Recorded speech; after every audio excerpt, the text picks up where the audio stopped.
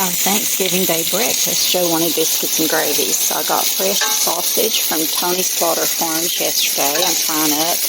There's not much grease in this batch, so I'm going to have to add some to make the gravy. I just took the biscuits out of the oven. I got butter melting for the eggs, and we'll have our breakfast here soon. Okay, so we got our breakfast over with, and now I'm preparing the cornbread dressing to go with our turkey for tomorrow. I'm going to go ahead and mix it together and put it in the pan and just refrigerate it overnight, and I'll bake it tomorrow. So I'll just show you how I do this. So I have everything prepared here. I got 6 cups of cornbread that I've just crumbled up. And it calls for 6 cups of crusty bread. And you can let it sit out overnight or a couple of days to dry it out. I toasted mine on both sides and just crumbled it up. But you need 6 cups of that. And then take a stick of butter and melt it and saute a large sweet onion and 2 ribs of celery. I have that over here. It's already sautéed, ready to go. And then, get you back here.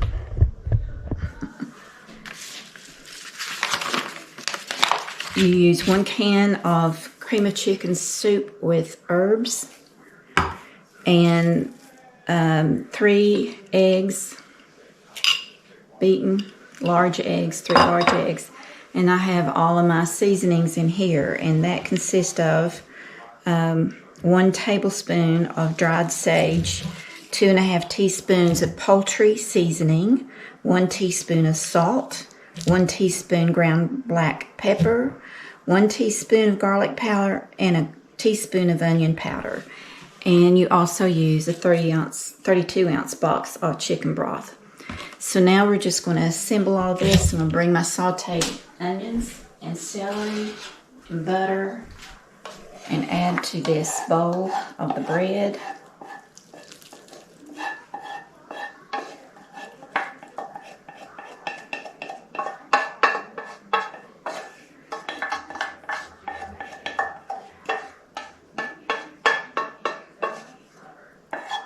Get every bit out.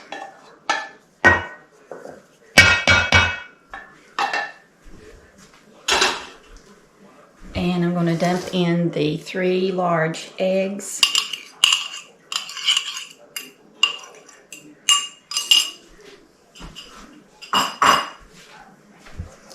I'm going to go ahead and stir that up a little bit.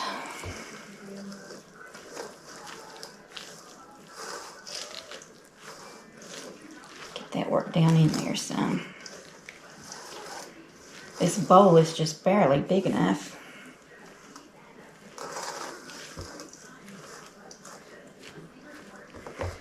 Now I'm going to put in the soup.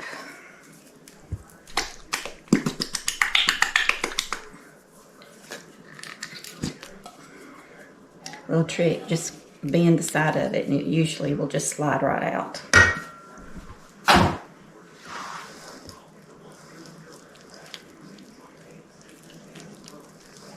And I'm going to sprinkle in all the spices.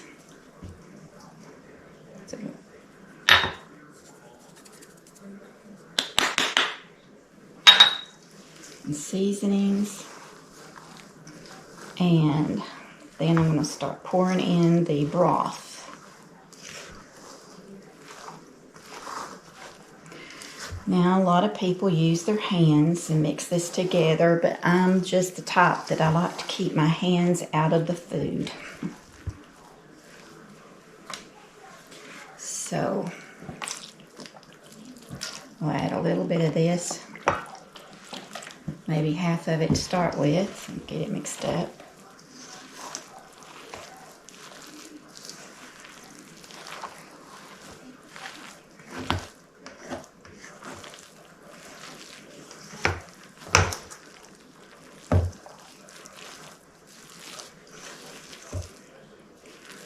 And go ahead and add the rest of it.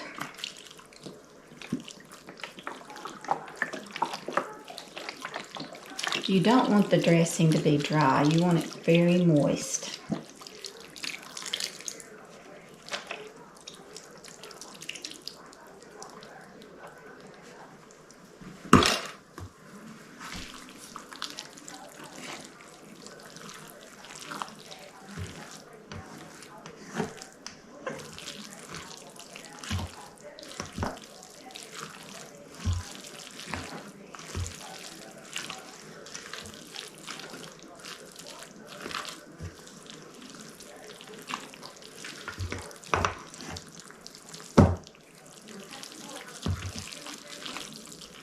And before I pour this in the pan, I'm just going to taste a little of it to see if I need to adjust any of the poultry or sage or salt.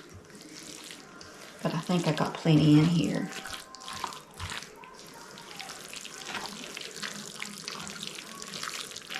And that looks just about perfect as far as the consistency goes.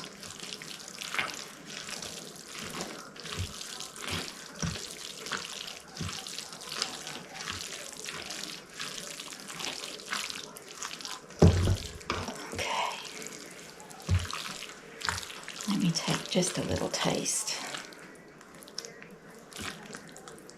I can get just a little taste on the spoon. I think it's perfect. Now,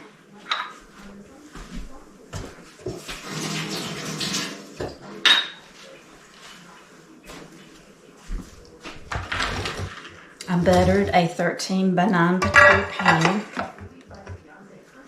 and it's all going to go in there.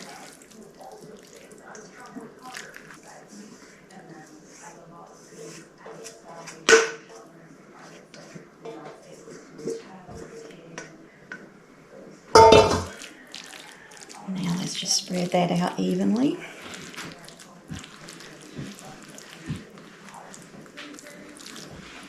Here's your dressing, honey.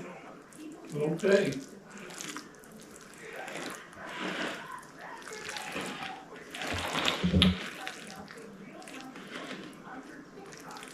Okay, that ought to be good. And we'll bake this at 350 tomorrow for 50 to 60 minutes. I'll take it out of the refrigerator in the morning and let it come to room temperature before I bake it. So that's all there is making cornbread dressing. So we want to wish all of you all a happy Thanksgiving Day and pray that you'll be blessed with all your family and friends gathering together and sharing a wonderful meal together. And Joe and I, it's just two of us today, but two of his sons and their families are coming over tomorrow at 1 to eat. So I'm just using today as a prep day for our Thanksgiving for tomorrow. So I've already made deviled eggs, and you just saw the cornbread dressing, and I'm going to make an apple pie after a while. I need to rest first though. You deserve it. So tomorrow I'm going to smoke a turkey roast on my Ninja wood fire grill, and I hope that turns out good. And we'll have some mashed potatoes and green beans and some rolls, and I think that's all we're going to do. Okay. That'd be plenty, won't it? Yeah. So this week we went to the doctor for Joe's follow-up appointment. He goes about every 6 months to his primary care. And what did he tell you? Lost ground. Yeah. He said he's lost a lot of ground since the last 6 months he was there.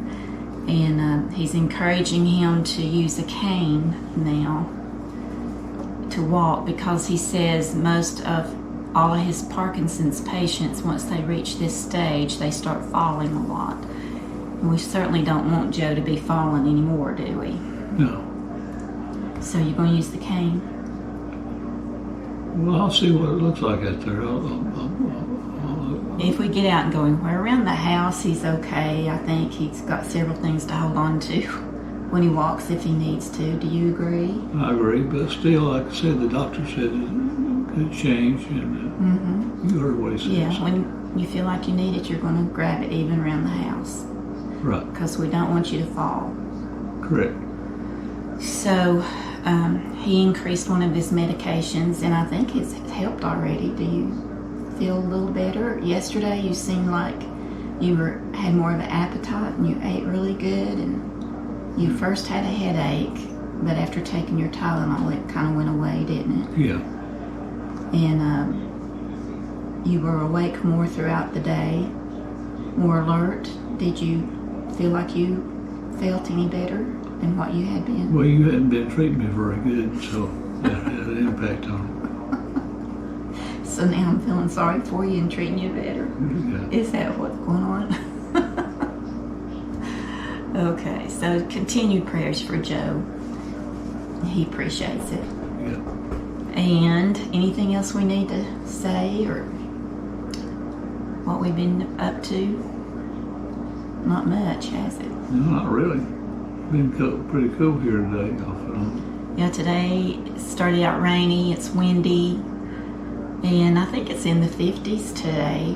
But tomorrow the high's just going to be in the 40s, and starting this weekend it's going to get down to in the teens at night. So it's starting a little earlier this year, isn't it? Yeah. Usually it's into January before we get down into the teens. But I hope we just get through this cold spell and maybe it'll warm up for a while and we won't have to deal with it for very long. That's the way the weather is around here in East Tennessee. If you don't like the weather today, just hang around and tomorrow it might be better. But anyway, that's all we have to say for now, and we just wanted to wish y'all a happy Thanksgiving. And please remember those in East Tennessee, Western North Carolina especially. I think, here in our area, there's so much devastation from Hurricane Helene, and there's still recovering bodies. And it's just really sad. But that's like in Jonesboro and Unicoi County and Irwin, Flag Pond, areas like that, Carter County, Elizabeth, and Roan Mountain. But in Western North Carolina, I think it was much more widespread than here in Tennessee, you think? Well, I wouldn't say that. I can't tell it much difference. Yeah, well, from the videos that we've been watching on YouTube, all the different areas, it's mind-blowing and devastating, and in Virginia too, in Georgia. It's definitely a hard time to deal with something like this. But the areas in the mountain ranges of Appalachia were really, yes, they're just completely devastation. Rivers and creeks. And people have lost their homes, and in some cases they've even lost their property. The property's just completely washed away. Many are living in tents with families and their children. But now that winter is setting in, it's so critical to help. And I know there are some organizations out there that are taking donations, and they're using that money to buy campers. And they're delivering campers to the families in need that they know of in Western North Carolina. There's some people building tiny homes that for people to live in and have heat. But I haven't heard of any big shelters opening up to bring people in. I'm sure maybe there are, but there's been, like they call them tent cities, but a tent isn't going to withstand this cold weather that's coming on. So pray for them and help if you can, and we appreciate it. And God bless you all, and happy Thanksgiving. Amen. Apple pie fresh out of the oven. Okay, so I have 2 turkey roast, and I've injected one with Tony Chachere's. I don't know how you say that, Chachere's. This one is butter and jalapeno on the left, and this one is just butter with Creole seasonings, both of them with Creole seasonings. So I've injected it and basted on the outside, and I've got it on the smoker. I moved the smoker up to the upper carport And you can see the smoke is already rolling here. It's a cold day. And I set it on smoker. The temperature is 250. And there's the 2 breasts roast. And the internal thermometer that came with it, I've got it stuck in one of the roast. So when it gets to a 160 internal temperature, I'll take them off. But I'm going to baste them probably every 15 to 20 minutes in the meantime. Okay, the turkey just came off the smoker. It's been resting for about 30 minutes. This is the one with the jalapeno, and this is the one with just butter and Creole seasoning. And I also turned the grill plate on out there and fried some ham. I got that covered up. Cornbread just came out of the oven.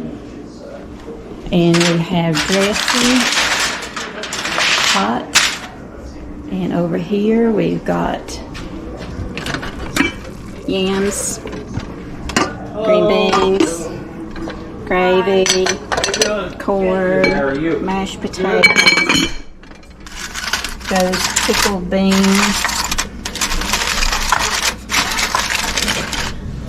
and some Sister Schubert rolls. Okay, somebody taste this smoked turkey and see what you think. This one's with jalapeno. Jalapeno? Yeah. Mm. I injected it with. This is unbelievable. Mm. And that one's just butter and Creole. Mm. That's good stuff. Mm-hmm. All that gas. Let's see about this. Mmm. They're both great. Excellent.